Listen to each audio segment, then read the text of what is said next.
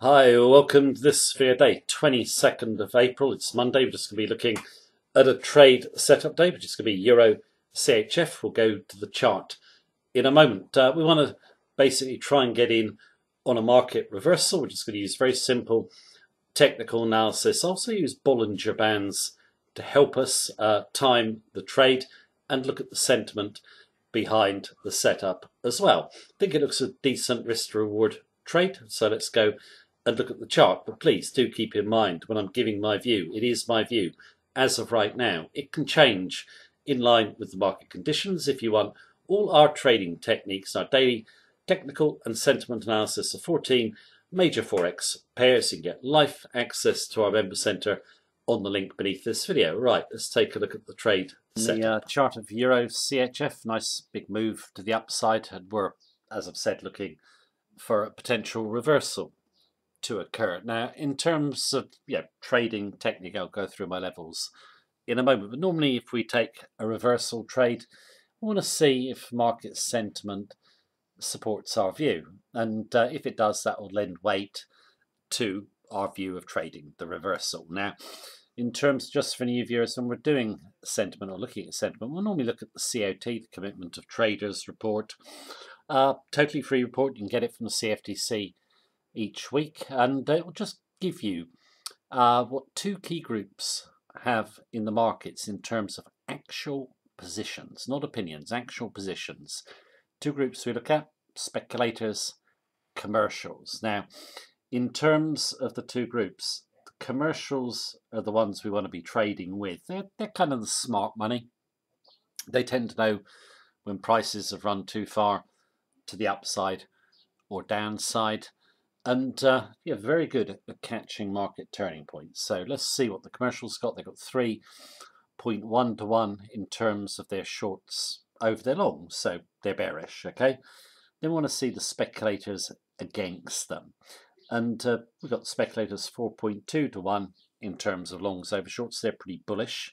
We like to know the divergence between the two groups, which is 7.3. Now, regular viewers know we normally like divergences above 10, but 7.3, pretty reasonable in this pair, and the divergence has built up pretty quickly as we came above the 113 level. Now, again, for new viewers, the commercials aren't a timing tool, okay? They're giving you the warning there could be a reversal. It can always run on a bit against them in the short term, but they don't really care about that. They're hedgers. They're not losing any money. We've got to be a little bit more careful because obviously we will lose money. But the CRT backs us up, so that's good. Now, in terms of the chart, we'll do the technicals, and in terms of Bollinger bands, for anyone unfamiliar with them, got three bands. You've got a green line in the middle on my chart, which is a 20-day simple moving average, the mean price, which is just basically there to smooth out short-term fluctuations in price. Then you've got two outer bands I've got in orange, set two deviations from the mean. And all that basically means is these bands are going to show you how volatile price action is. So when you're traveling sideways here with not too much movement up or down, the bands are tight.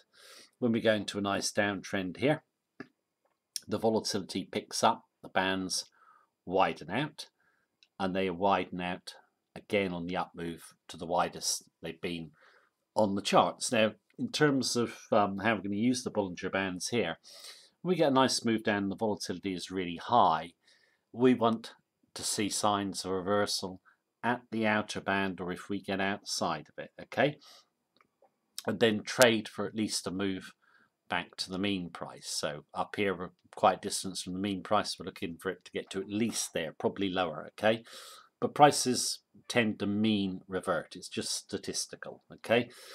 So we've got this high volatility, moves outside of that band. We're not going to stay outside of the band for long if you do get outside of the band, okay? It'll come back within. We could trade that, or we can trade just simply a reversal candle from current levels, okay? Now, the logic behind the bands is pretty simple. You have speculators, fear takes hold here. They get too short, we revert. Here, we think they're too bullish. We think we'll revert back to at least the mean, probably lower. So that's the way we see the bands, so how we're going to use them here.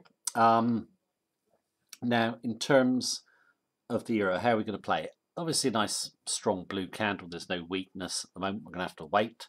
But what level could prices be possibly, sort of reversing into or through?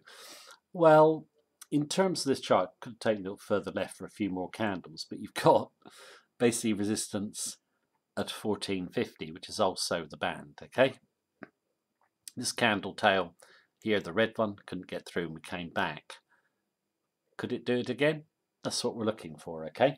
So at this moment in time, we're looking for weakness to come in the markets. Now, if we did punch above that outer band and 1450 level, we'd probably be looking to come back in through the level with a stop behind 15. I don't know exactly what's going to happen. We could run on to the upside, but we just trail our entry up. Our entry up.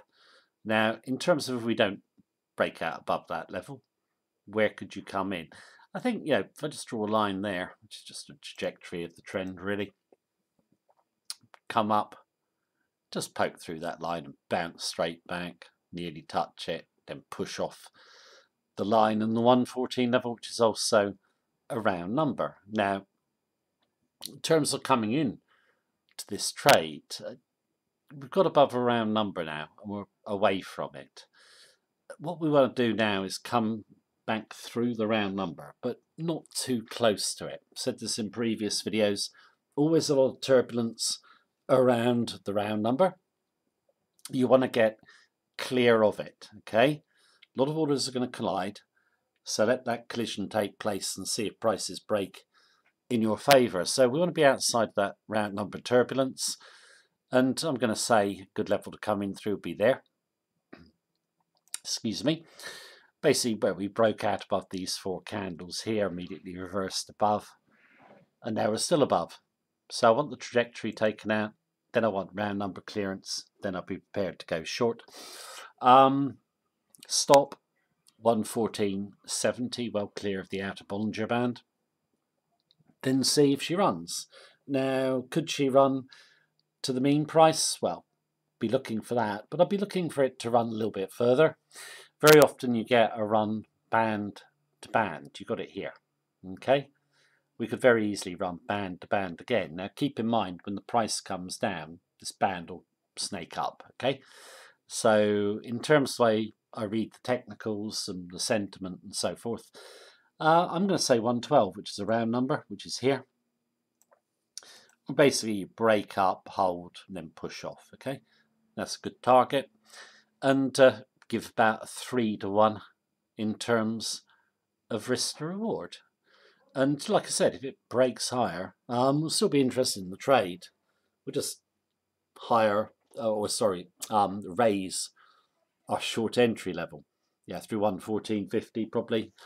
Stop back behind the 115 level. We'll have to see how it goes. That's what we do on strength, bring the entry order up. If we don't break up the outer Bollinger and 14.50 level holds her, come back through the trajectory, round number clearance, see if she runs. Now, in terms of this chart, sorry, I'm losing my voice today. A lot of people say I've got the RSI and the stochastic on the chart. Are they helpful in backing up my view? I think if you're not used to reading charts and price action and the bands and so forth, they can help, okay? Because they're telling you how overbought the price is. I know people say they're lagging indicators. They're not actually lagging. They're telling you what the price is doing in respect of the indicator. So you could say overbought here in the RSI, 76. You're at about 98 on the stochastics. That's overbought.